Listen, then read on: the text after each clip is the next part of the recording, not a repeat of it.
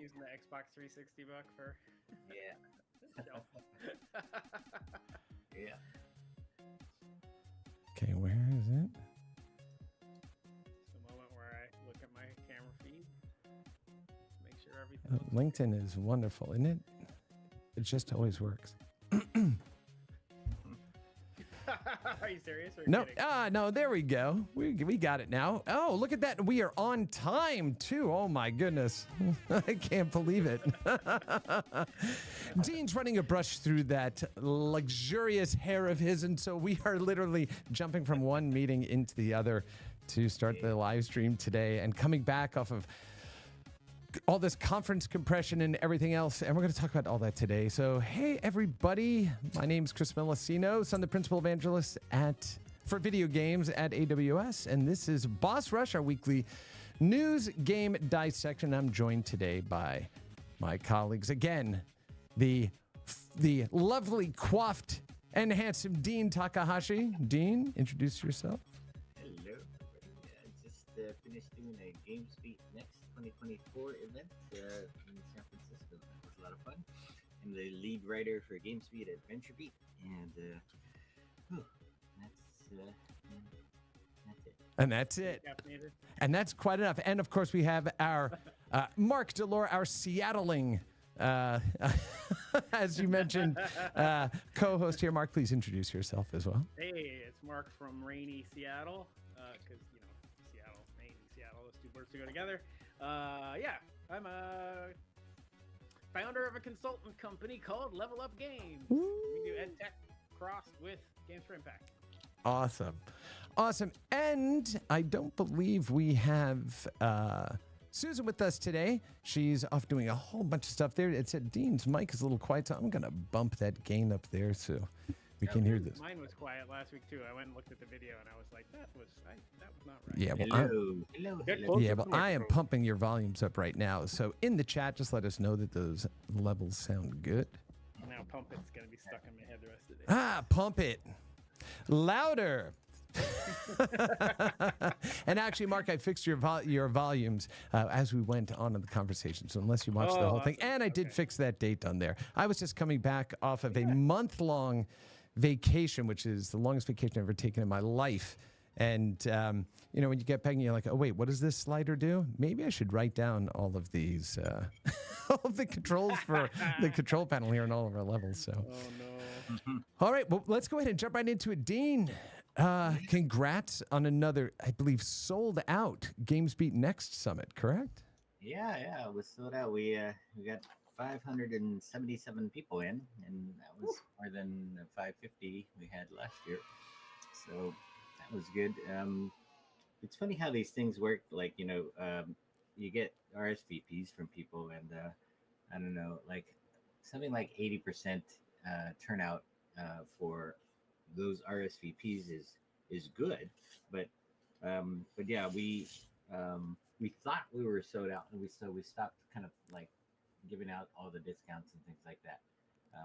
But it turns out like 100 people didn't show out of that list. And we actually could have had more people in the place, but you never exactly know when to cut off the sales in an actual multi-room space, because there's but we were getting on to like twice as many people as we had seats, and so we were going like, it's probably not a great idea to have have that many people jammed into a space trying to get into a room or something. So we stopped the sales maybe perhaps a little too early.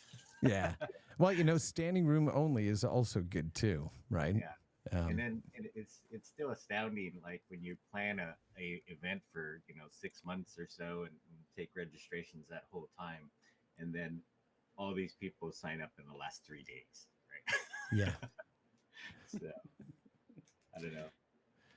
Anyway, it turned out very, very good. It was a very fun show.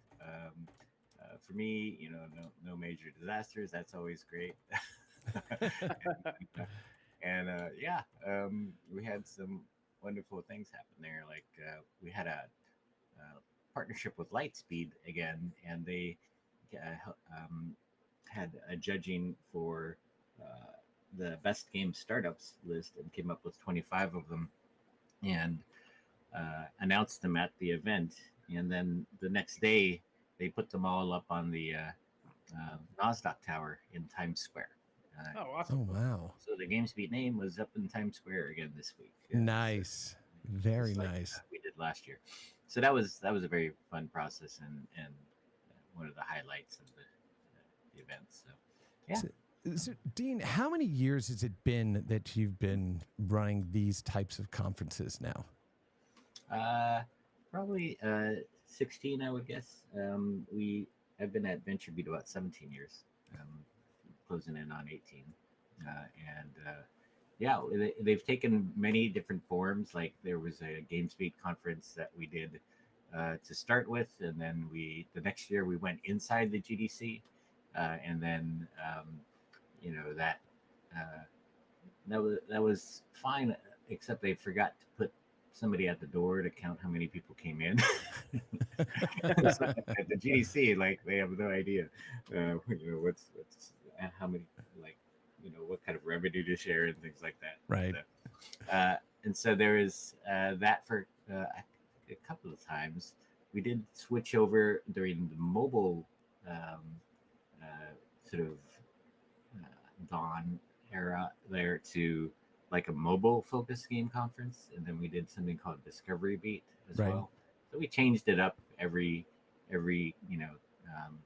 year or two as the market changed.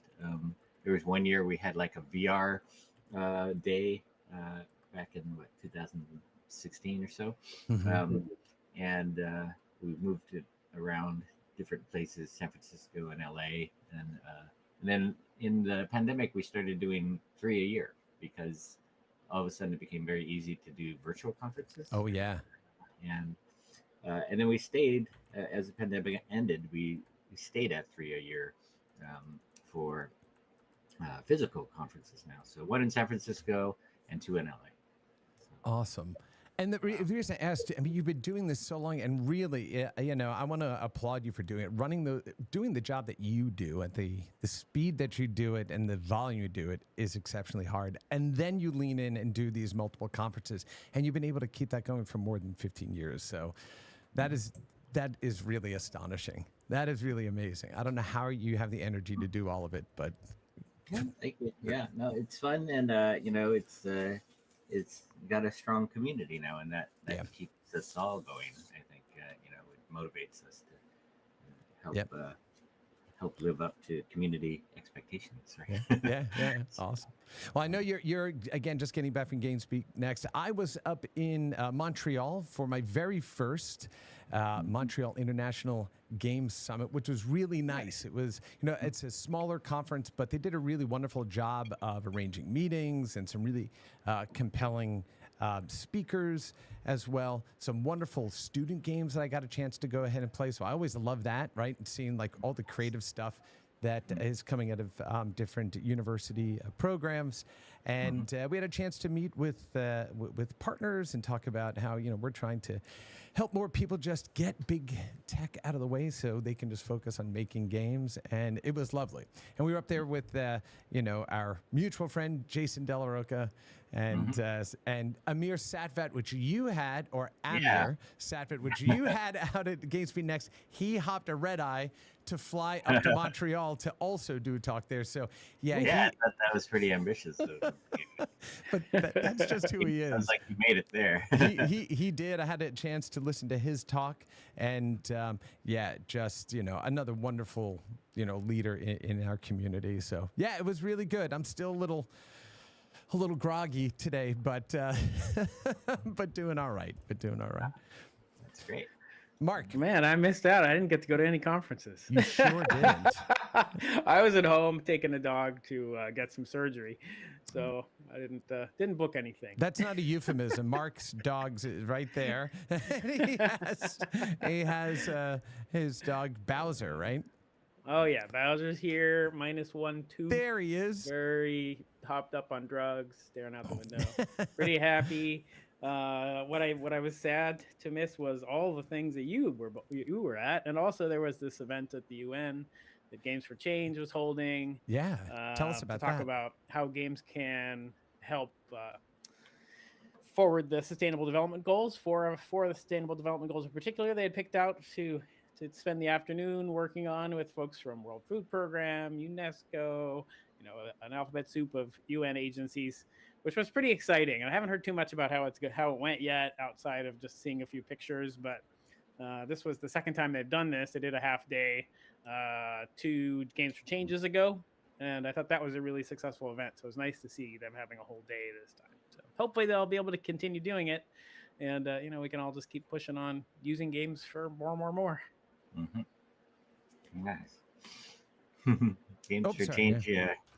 I guess what the UN building again, or Yeah, that's where it was. Yeah, I was in the ballroom, which is a pretty nice space yeah, to hold that event. That's a pretty awesome place. Right? Yeah, right. And right now is an interesting time to be there, in the middle of a U.S. presidential election and conversations about UNRWA and all this stuff. So it must have been pretty fun. Uh-huh. Yeah. And Mark, I wanted to say too, with regard to sustainable gaming, right? We're starting to see more and more studios or groups, get formed to actually tackle this problem, right? As rising compute demand, which then drives up massive amount of resource use, is how we can go ahead and get more efficiencies in our development pipeline, in our operational pipeline and execution as we go forward. So I know, like Rich Hillman is, and I know Dean that you reported on that before. David Helgeson as well. Yeah. Yeah. They teamed up to do a new project. I dig it out here in a second. But yeah, after sort of having a great exit at Unity, Helgeson essentially retired and then moved on to think about like what else he could do, and then focused on this topic of climate change, right? Yeah. Make investments in that space, and then he and Rich have teamed up on this new thing, and I think there's another one out there called Planet Play that also came up this year, and they merged or acquired Playmob, which was something Jude Auer was doing, and she wrote a book last year with the CEO of Cybo. Nicholas. I'm forgetting his name. Yes. Right. Yeah. So they got together. They wrote this book called Gaming for Good, right? Mm-hmm. And that was at Games for Change a couple years ago, and they're continuing their efforts, and I think there's Matthias. There's sort of like multiple efforts underway, the UN is very involved in getting behind them all as well. So I think it's a very interesting movement, and gamers have responded to all of these sort of opportunities. And Hillman and Helgeson, their thing is called Clean Play, and they want to start a subscription for people to pay so they can offset the energy they use as gamers, and that they will use that money to go and plant trees and otherwise do things that offset the climate change effect of energy use by game consoles and PCs. Yep.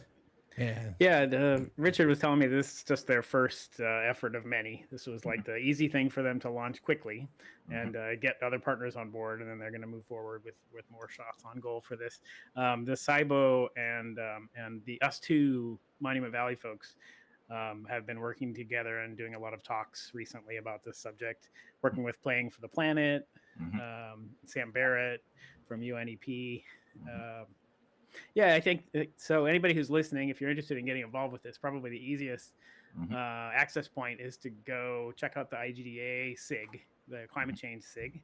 They have a Discord that's pretty active, and it's a fast way to plug in and find out what's going on and what other people are doing. Okay. And then Planet Play, they're a nonprofit as well that is doing a poll right now for gamers to get their views on climate change, and they're going to do this sort of periodically, every 6 months or so, or a year, and they want to sort of capture the changing attitudes toward climate change over time, and then sort of come up with things that the policymakers can use. Because with gaming, if they insert this poll into games, like, you can get millions of responses, right? And so that's a real poll, right? So very interesting. Yeah, I love it. Yeah, and I think what I also love too is the fact that people that have done really well in the games industry, making traditional games and building traditional tech, right, are not just sitting down on the success that they've had. They're actually leaning in to do stuff that's really positively impactful, not just for the industry, but for the compute industry and for society overall. I think that's awesome. I was having a conversation too when I was away at Meg's with Elisa.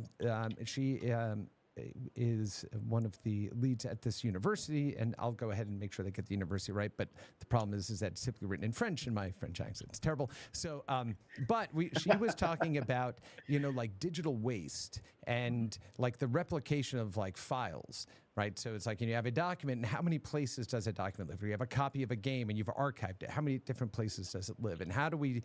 All of that requires compute. All this massive redundancy, right? So how are we going to use tools to pare that down and to make this stuff more efficient by looking at everything from using SVGs versus traditional fonts to be able to, have very small file sizes and then still be able to see them, when they traverse the web. So lowering the amount of data that's actually going across the pipes has a direct relation to compute, energy, water consumption, all of those things.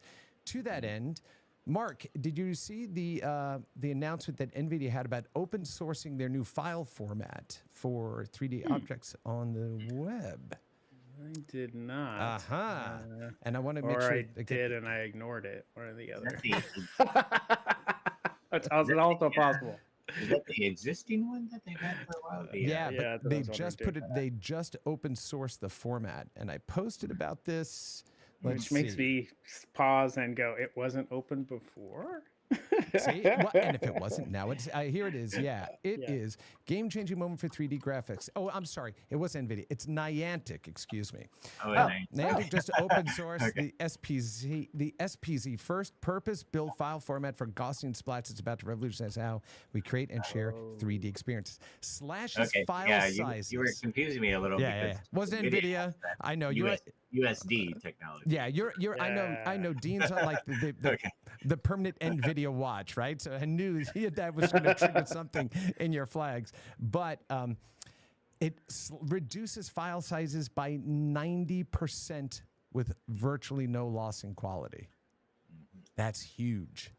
With no loss in quality or virtually zero loss in quality. Now that's like saying a BMP file versus a JPEG file, right? Or a PNG versus JPEG. Virtually no loss in the JPEG, but or maybe it's perceptible loss. Or right? Is it that it's using like a zlib, like not no loss at all format, or like what's the... So, Mark, I understood there would be no math during this discussion. No, so let's talk about the importance of compression technologies. And, well, then that means we're going to have to do a whole demo scene podcast. But no, this was really, really cool, right? So think in the comment, Joel Udwin from Niantic had posted, think of SPZ as the JPEG of 3D scanning. Then it's apt that we use the JPEG versus PNG comparison. A universal format optimized specifically for mind-blowing potential of Gaussian splats, smart compression of position, rotation, color, and scale data, column-based organization for maximum efficiency, innovative fixed point quantization, and log encoding. And the best part, it's all open source under the MIT license. So the most permissible license we pretty much have in the open source community. And it runs on web, right? So now he's talking about file size going from 250 megabytes to 25 megabytes. So when we think about the aggregate, this is kind of the the bigger, and this is not what this discussion is about, so we're going to get back to weekly game discussion, but when we think about, the problem with ecology and recycling, it's kind of the thing of the impact of one bottle that you don't recycle. It's just one bottle. Yeah, but when there are 25 billion of them, that's a problem. So any kind of reduction that we can do in these files and still not lose, really, or it's imperceptible, the loss of quality is fantastic, right? Yeah. More use of those resources. So. Yeah, this looks clever. Anybody, there's a GitHub repo up. You can look at it. It kind of looks like what's being done here is that the Gaussians are converted from float to fixed, and then the fixeds are zipped up using libz. So yeah, probably not too much loss. Talking about Chris. Come on! This is the tech part of the show. Uh-oh, nerds. All right, let's go. So definitely go ahead and check it out. I reposted this on my my LinkedIn feed, so you can go find it there, or look up any announcements from Niantic. Really, really cool tech. But as again, as we're talking about how we can still do the things we want to do, but do better for the planet, do better for our resource, do better for cost, do better for players, better for developers, right? All of that feeds into it. All right, let's jump back into big news. Dean, what are the big news pieces now that we got the conference stuff out of the way and we've done our social good conversation for the week? What are you tracking right now? I played and covered and reviewed Call of Duty Black Ops 6, and it has one of the best campaigns they've done in years. No surprise it's a good game because they spent 4 years on this one instead of the usual 3, and so it kind of messed up last year's title, but they had extra time to sort of get this one right, and it has turned out to be, from what I can tell, it could be the best-selling COD game of all time. And so far, I mean, they didn't actually say it. They said it's the biggest release in history. They didn't say what the revenues were. Of course, they never disclosed that. But it's number one in total players, number one in hours played, and number one in total matches. But the total players part can maybe be a little deceiving because it's for the first time it's on Xbox Game Pass, right? And so people who have subscriptions to the ultimate level of Game Pass can get the game for essentially free for their subscription price of something what $20 a month or so. So if they're subscribers, they can jump into this game, and that sort of really inflates the number of total players. Sure. Right? So it's a new cannon fodder probably. Yeah. So again, possibly not the highest revenue game, but it could be the most ever played. Right. So interesting. Yeah.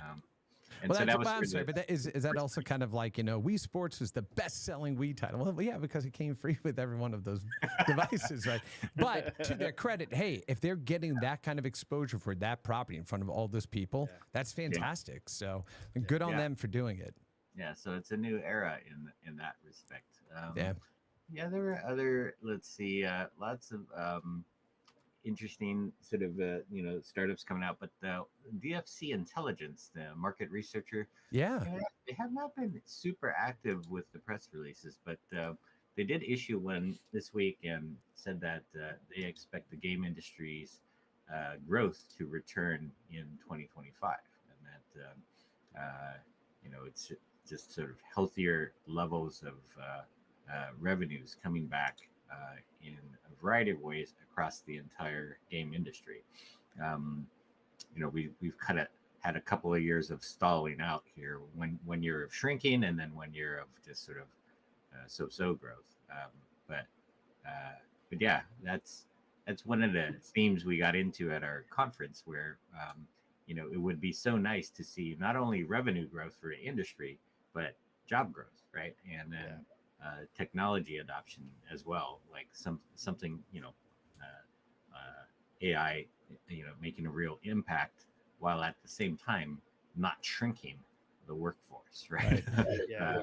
And so if we can sort of hit on all these different cylinders, then yeah, that's real growth, and that's that's good for the industry. I think that maybe like some of the debate right now about 2025 is whether all that growth is going to be from Grand Theft Auto 6 or other games. It will be, but then we'll all declare victory anyway. Yeah. So I think fingers crossed. I think that Grand Theft Auto 6 is going to ship for sure. Right. Oh, Well, sad. and the follow on to the Switch in 2025, right? Yeah, So, yeah, that'll be big. right. Yeah. That will definitely be something that And, hopefully yeah, shifts, not the industry's switches. so overdue for new hardware, right? Yeah, as long Yeah. as they can put out the number of units, I think it's probably going to be super popular, and I bet it's going to be really hardware resource constrained when it launches, especially since it's taking so long to get to market. And it'll like come out with like 100,000 units or something. Yeah. But Pretty there is, typical. yeah. I mean, I think there is this strong feeling though that the winners and losers situation is going to continue, right? I mean, just this week, Sony shut down Firerock Studios after the really bad Concord Yep. game launch, Yeah. and so that's a few hundred jobs gone there. But Electronic Arts, they reported their earnings, and they're up 14% on net bookings on the strength of American football, which now includes Madden as well as EA Sports College Football, which launched this year. And so that those two games did more than $1 billion. So that's that's a winner. Yeah, yeah. Also, I do want to let people know that are listening. That's not Mark's chair. That is Bowser. Oh, you can hear Bowser. I'm sorry. I really need to tune the field on this microphone better. When Mark and I were doing work together a few years back, he recorded a demo that we had to use internally, and all you could hear is the music, the game, and the soundtrack, and then. He's doped up. Poor guy. I know, poor little thing. Hey, but Dean, Hey, Dean, can I? Go, Mark. Go. All right, I just wanted to. I just wanted to appreciate you for a second. It's so great to have you looking at this and being able to analyze how things are going, what the state of the industry is, where we're headed, and the comments of these other companies. Because, man, well, first off, like the industry returns to growth in 2025. It's not like anything but a press release. I don't think. I mean, good job. But like I heard a guy on Twitter, X, whatever, this past week who's like, he's an analyst, and he said, I don't know why game companies are leaving so much money on the table. I've got 5 great ideas right now that would sell like hotcakes. I was just like. How many millions of times have I heard that? And like for an analyst to come out and say something stupid like that, I was just eye rolling. Well, that analyst. I'm appreciating your expertise. Yeah, look, I mean, I agree with that expertise, but that analyst, don't forget, they were tightening up the graphics on level 2 with that PlayStation controller. I know. Before they were totally doing that. Oh my gosh. Thank you. Yeah. No. Yeah. It's fun to sort of just get into things like numbers and. Yeah, we lost Mark. He'll pop back in. Oh, okay. Yeah, too bad. I did do a preview this week for Indiana Jones and the Great Circle. Okay, you're killing me now. Now you are legitimately killing me. Yeah. And this is a game coming out on December 9th, and it'll be out in spring on PlayStation 5, but it'll be Xbox Series XS and Windows on December 9th, and it's looking, pretty good. I mean, I will mention that when I played up close on 60-inch screens, it made me a bit queasy. Really? So yeah. So I'm certain that that's not a good idea, but that's the way they set up the preview place, and so if you sit back from the game, I'm pretty sure you won't have that problem. But something made me queasy while I was playing this one, and yet it does look great. It feels like an Uncharted game, except you have a whip, right? And so then you can use the whip to get up to vertical places, right, or swing across chasms and things like that. And And so that's good. You can also use the whip to stun an enemy. And so like, a lot of this game is fighting with your fists because you don't want to draw attention of the entire sort of Nazi army Right. by shooting everybody. So you can more quietly dispatch them, but stun them with a whip, and then go up and punch them in the face. So what you're saying then, it is a mix between Uncharted, some Metal Gear tactics, and a whip. Yeah, Mark had a power outage, so he's back. He's back. Hey, before we guys, continue, sorry. No problem, buddy. Before we continue that, I do want to throw one data point out here to you. So in the job and recovery discussion that occurred with Amir at MIGS. Yeah. And they were talking about, look, we were in this, it was during COVID and everybody was playing and nobody wanted to be left out in the cold. So everybody was hiring and they were overbuilding and everything else. And the one part that is typically missing in that conversation that I reminded the audience of, I said, on top of all of that, in that 5-year window, we had the climb of blockchain, Web3, metaverse, and the beginning of AI at the same time. So it wasn't just the FOMO of going after the people that were playing. Now it's also where are we going to put the bets for the next 5, 7 to 10 years on these technologies. And so it was really, I've never seen another period of time that short that was that wildly disruptive by so many things happening at the same time. And then you also layer in the fact that there never used to be so many game-focused venture capital firms. And right. Starting in 2019 with folks like Griffin, that these companies amassed a huge amount of money that they started moving into all those spaces, like blockchain games, metaverse, and just the new studios as well. So, well, look, hey, Dean, hopefully we just have more analysts with a bunch of ideas about how to make games better, like Mark was saying. I don't want to embarrass that person by posting. You mentioned Amir Satvat again, and he has had very interesting data lately. Like he noted the ageism in the industry is real, because looking at all his jobs data and all the applicants, he sees that like 45% of the 10,000 people actively looking for work now have been out of work for more than a year. Yeah, and that the chances of people 50 years and older are the same chance, 1 to 2% of finding a job in the next year as people who have 0 to 3 years experience. And so like the people coming in as new entrants into the game industry and the people who are 50 and older, who have far more experience, right? Their odds of getting a job are the same. And that's crazy, right? Yeah. It's like not properly using all of the human resource in your industry.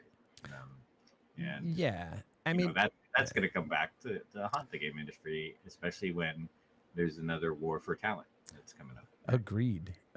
I mean, do you also see that is part of the function of the massive influx we've had of VC money into the space and wanting to get the most for it, the least amount as possible so they can go ahead and run it? I mean, at the end of the day, right, it is about investing in businesses they think are going to generate return, not to say that they don't, and not to say that all of them are like this, but it's less about this is a really artful thing versus, there's a moment in time that we can monetize, so let's focus on this.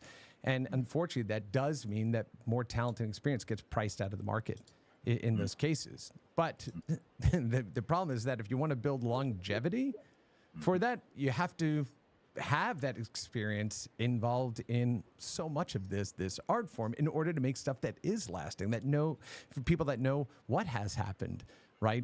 What's worked before, what's likely going to happen, right? So yeah. I don't know. I'm an old guy too, and I feel like we have things to contribute, right? Of course.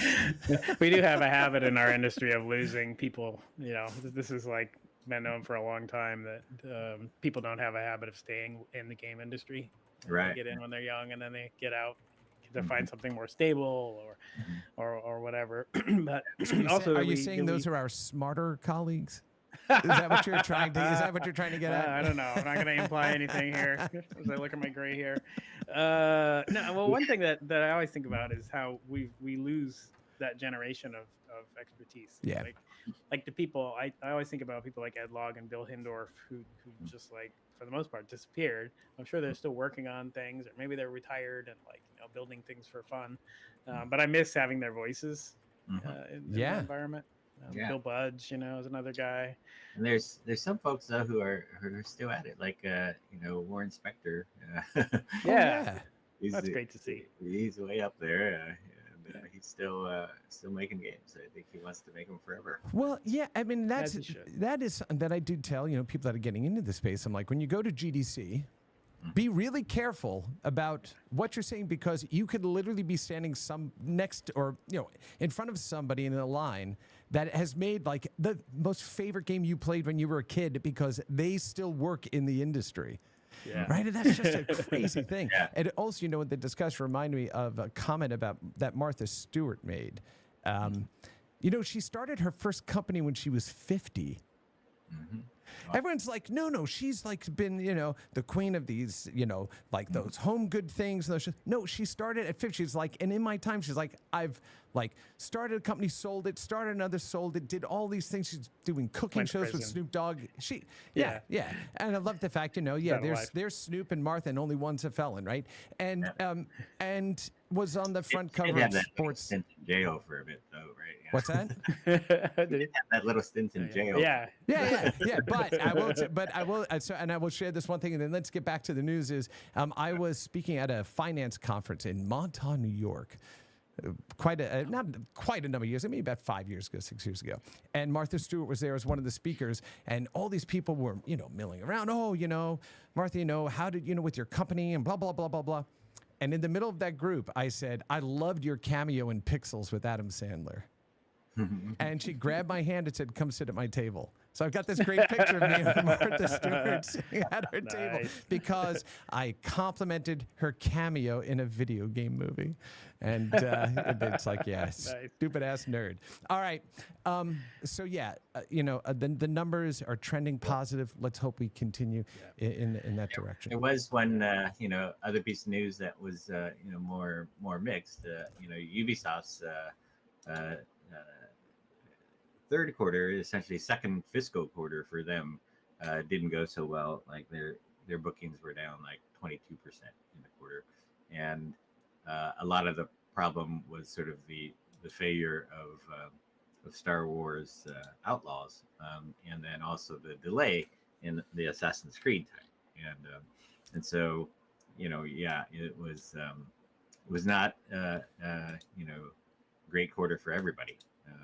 Ubisoft is still in the middle of a lot of cost reductions going on, and it's not good for their 19,000 people that they still have, and so I think we still may have some more pain for them to work through.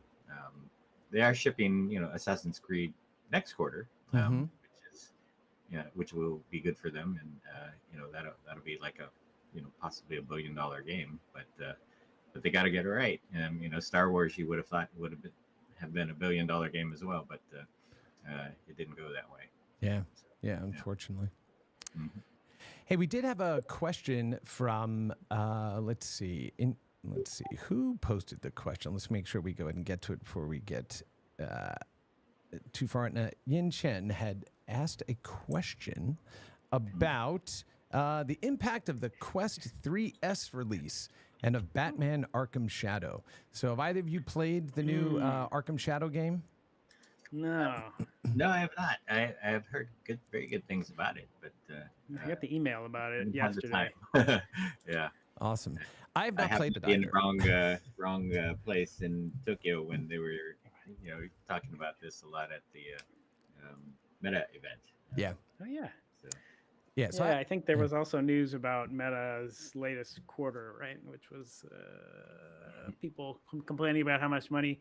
Well, I think the headline that I saw was about how much money they'd lost on Reality Labs. Yeah. Yeah. Which I always think is such interesting framing because, the headline is like lost $4 billion or something like that on Reality Labs. So the way that I think about it is invested $4 billion Yes. in Reality Labs. Yes. Right? Yes. Yeah. Yes. Like, Yeah. you're like trying to build for the future. Right. You're not going to make money while you're doing it. Generally. Yeah. And from a consumer, I agree. And from a consumer Well, VR perspective, like they're the ones that are driving it, like you mentioned, the price down, the quality up, and making it more accessible. And every time they do these little quality of life changes that make it better, and look at how to go ahead and get more people in cheaper, like with the 3S, it's going to be better overall for the ecosystem. Right. So, yeah, they are investing for that future. I mean, Dean, after writing the original book on the Xbox, I mean, how many billions did Microsoft lose over like 8 or 9 years before they turned a profit to establish the Xbox brand, ecosystem, hardware, distribution, game development? Right. And so, Mark, I agree with you. This is not money lost. The This is Roblox investment. announcements. Like there's also a Roblox headline this week, and the headline is, bookings jump, but then you look at it and it's like net losses $240 million. Like that's not the headline. You're still losing money year on year. I guess because they're growing, maybe the headline becomes Roblox bookings jump to 1.1 billion. Yeah. I mean, look, working in the mobile industry for a while, companies like Verizon were in the red for well over a decade before they started making money on LTE. Right? Yeah. You got to invest to build the base. Yeah, scared money don't make money. See? Oh, listen to that. Scared money don't make money. That's right. So the 3S, I think, Mark, you and I discussed this actually last week. There's some compromises made to the 3S. It's lower resolution than the 3. It's using the Fresnel lenses instead of Pancake. Yeah. It's missing the depth sensor. But from a processor perspective, it's really good. So if you're moving from a Quest 2 or you're moving from an HTC Vive to the 3S, you're not going to notice the visual difference.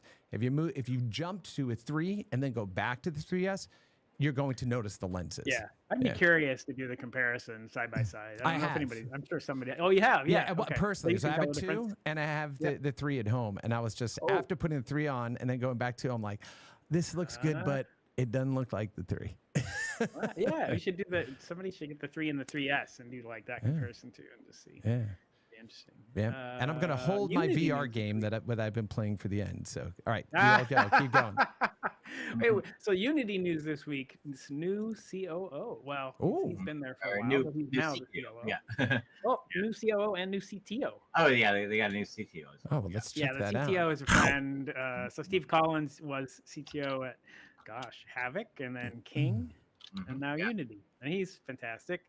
We were on a panel on AI together a couple of GDCs ago. So it's good news to hear that. Also, Alex Blum, who I don't know, is now the COO. He was appointed this past week. Yeah.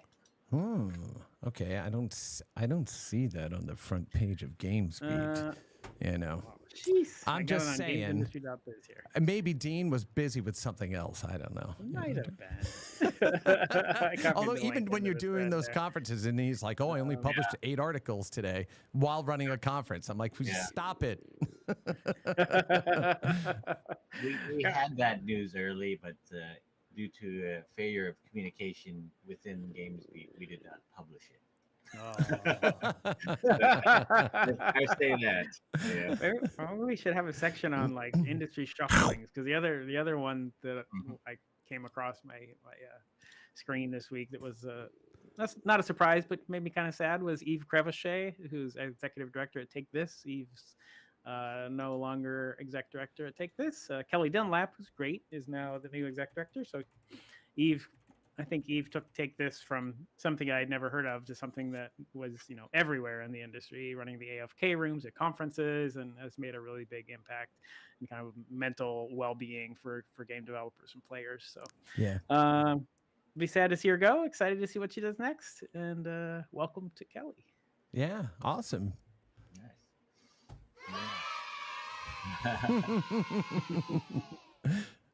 All right, let's see. There was another interesting, smaller thing.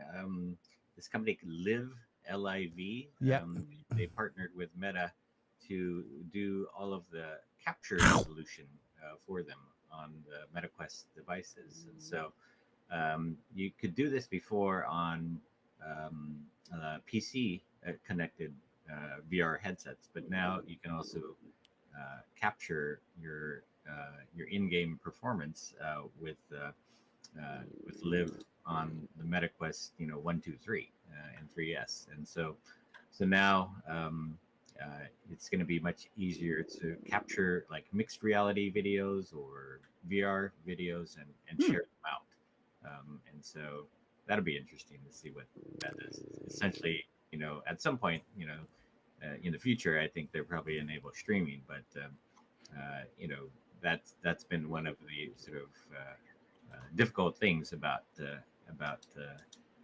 sharing your VR experience with other people. And so yeah, so the VR creator or player that I follow is a woman named Nace, who does she has purple hair and she does all this Beat Saber stuff. And she's like, watching her videos is like how I learned different, like, hey, this is the crab, like, hold. This is, a ring, and you want to use it for these types of songs or these types of songs. And I believe she was talking about, she's like, this is a huge thing for the creators because they have to have, when they're doing mixed reality, they have to have a huge space in which to occupy. Everything has to be painted green. They have to deal with, cabling hanging down, all this other stuff. And she's like, it's really difficult. I believe she was the one that was actually talking about it, and that's what triggered in my head. So any tools that we can give creators that make it easier for them to get their original content out, awesome, right? Cut those wires, make it better, is great. I'm not good enough yet to post mixed reality version of me playing Beat Saber. We'll get there, maybe, if I don't continue to hurt myself playing it. Yeah, that's very cool. Very cool. All right, what other big news stories or things that are top of mind for you, Mark? Yes, no, maybe so. Those are my main ones. I think those three. There's always more. Now I always have questions. I downloaded the ChatGPT Windows client this week, which is fairly new. Maybe that was last week. I don't know. Apparently, there is also a Claude Windows client, or a Claude client. I assume it's for Windows. It was announced this week. I think it's really handy to be able to access your LLM directly from the desktop. So that made me pretty happy. Mm-hmm.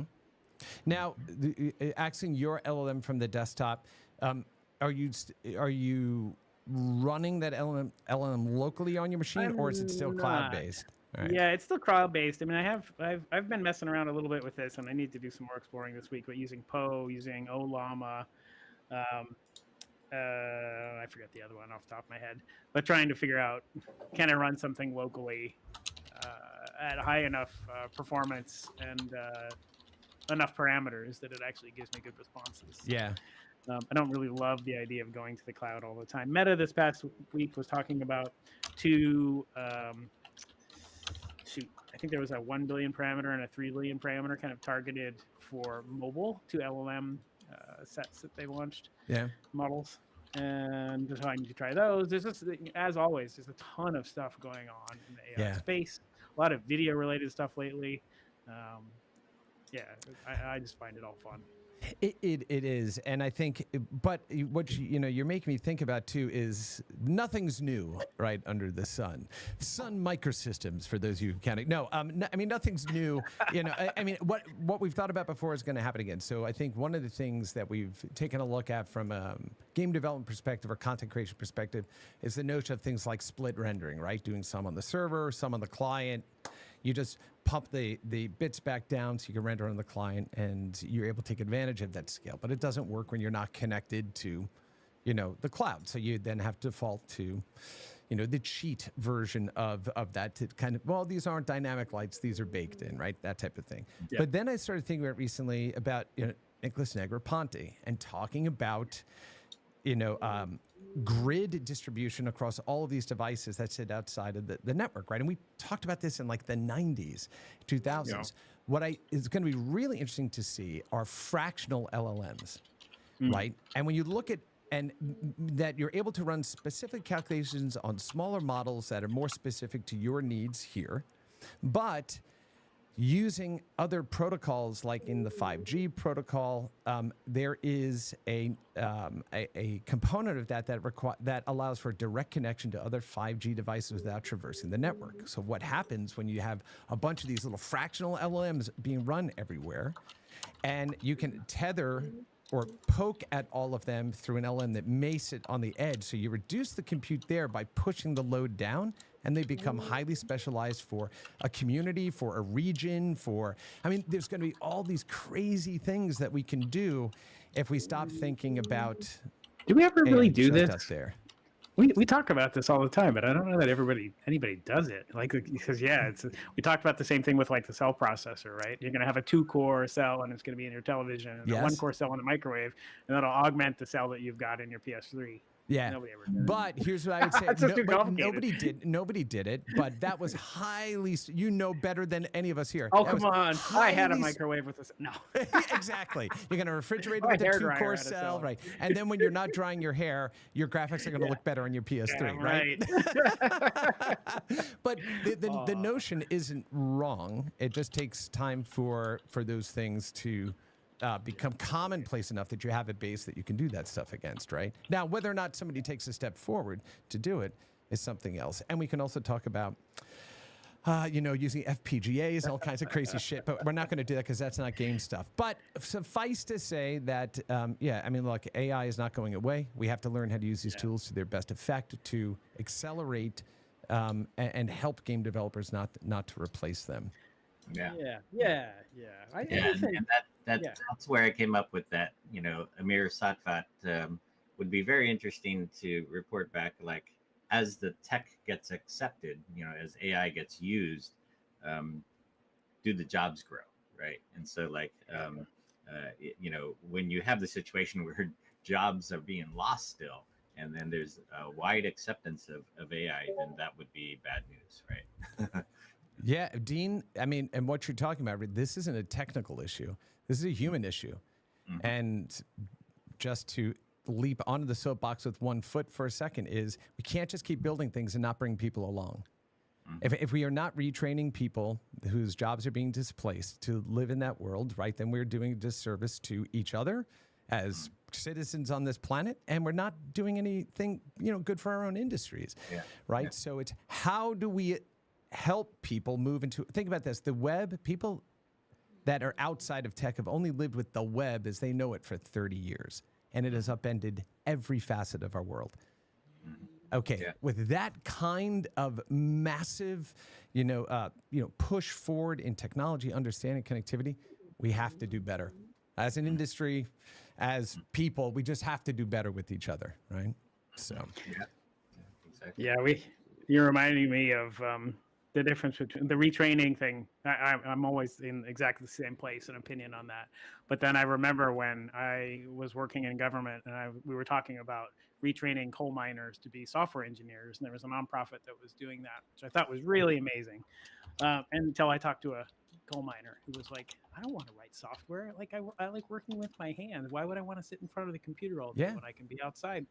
I was like, oh yeah, well, so my answer, my answer to that would be, if you're going to automate if you're going to automate the capture and removal of coal with machinery, teach them how to go ahead and operate that machinery, how to go ahead and continue building those things. If you like working with your hands, that's a great way to work with your hands. So it's not everybody needs to, sit in a chair all day long and have a bad back as a result. Right. It's how do we figure out if we're displacing, what are the new jobs, new opportunities we need to train people for? Python, so you can program the robot that does your old job for you. It's like exactly right.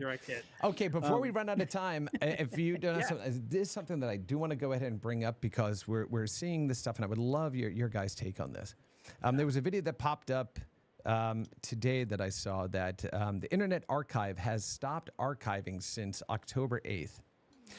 They suffered a massive DDoS attack, and that basically pushed them into a read-only mechanism. Now, my understanding is there are other things going on there from a legislative or legal thing, right? But this is an organization that has been cataloging our history since 1994.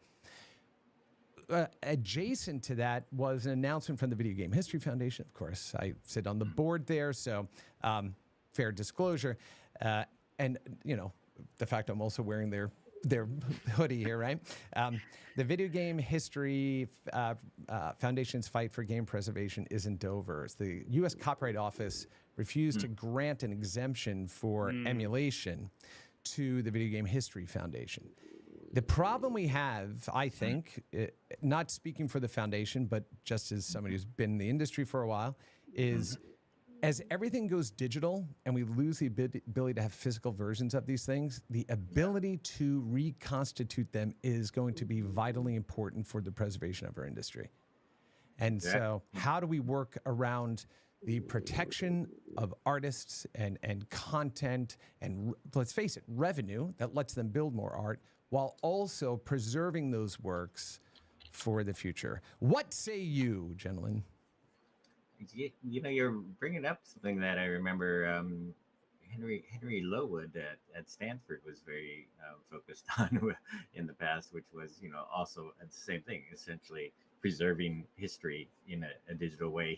I think I remember at the time he was talking about Second Life and like all of the things that are inside, you know, that world that people have created. How do you ever record that history and capture it if for some reason Second Life isn't around anymore, right? Yeah. PlayStation Home. Oh, that one kills me because it was profitable too. Right. Yeah. Yeah. And all that makes me so sad. I think the particular case you're talking about, we're going to talk about this more, you and I, later on. But I think that probably what we need to do is take a step back and think about what we're trying to accomplish and figure out how to get other companies on board. Because I think part of that was about having researchers have access to old games and be able to access them remotely in order to do their research, which I think is exactly the right move.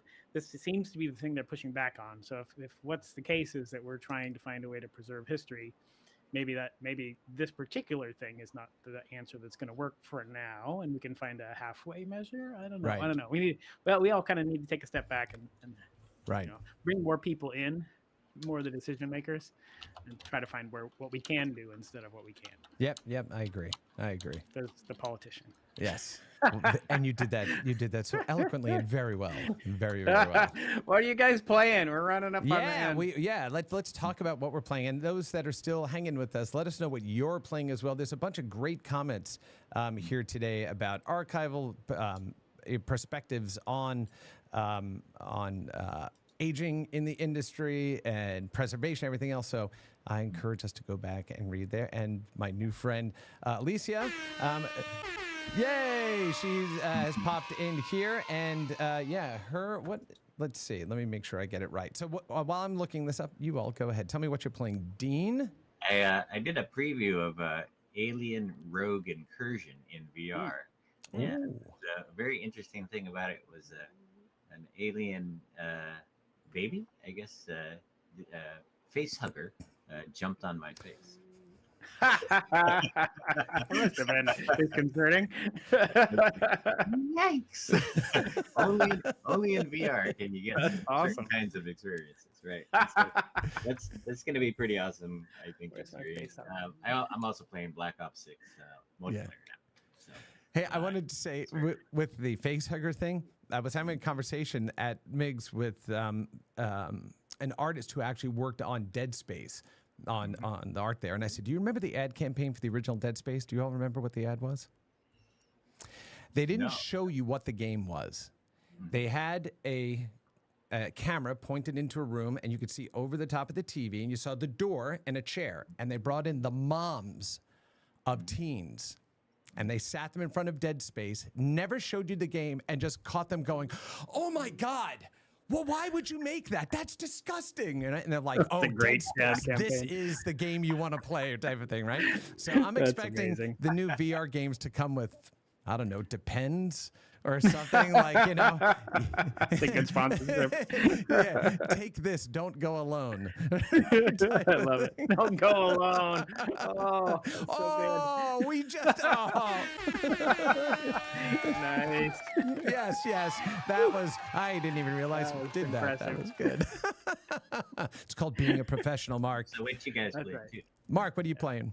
I've because of the weather turn here in Seattle, I'm in a cozy mode, and I find myself drawn to a couple of games that I just can play in a cozy way. And right now, those are Subnautica and Outer Wilds, neither of which I've ever finished, and then just fun worlds to be in. Yeah. I pulled both of those back down. I've been dorking around with that.